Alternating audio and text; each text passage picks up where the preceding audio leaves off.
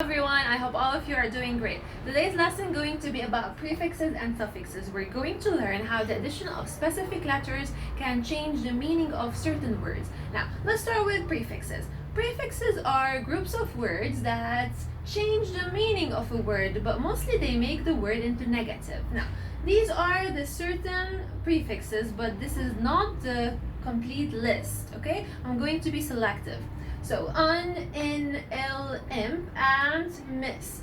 The addition of these prefixes simply change the word into its opposite, like un plus fair. Fair, as we know, it has a positive connotation. But the addition of un, the prefix, it changes the word into its opposite. So fair, the opposite of fair is unfair.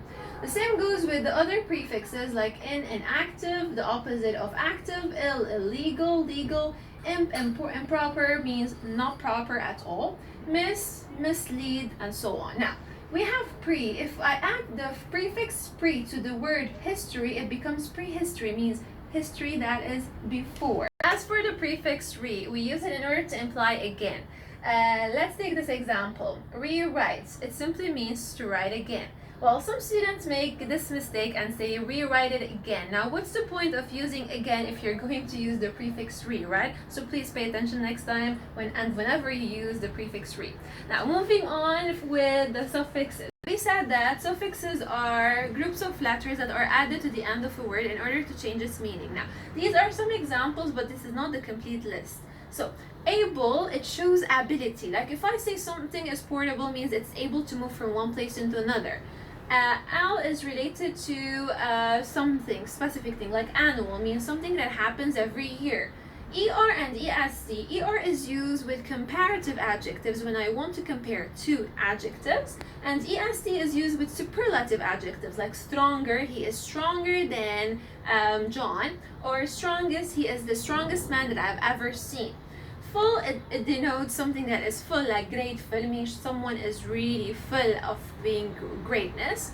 Able is an adjective. It is used. It's a suffix that is used to make adjectives like reversible. Ellie is used to show or to form adverbs like happily. They lived happily ever after. Ing, it is used in order to make gerunds and in order to denote actions like acting.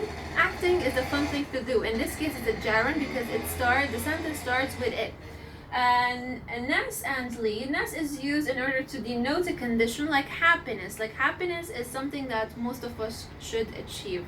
And finally, ly, it is used in order to make adverbs like crossly. He looked at me crossly.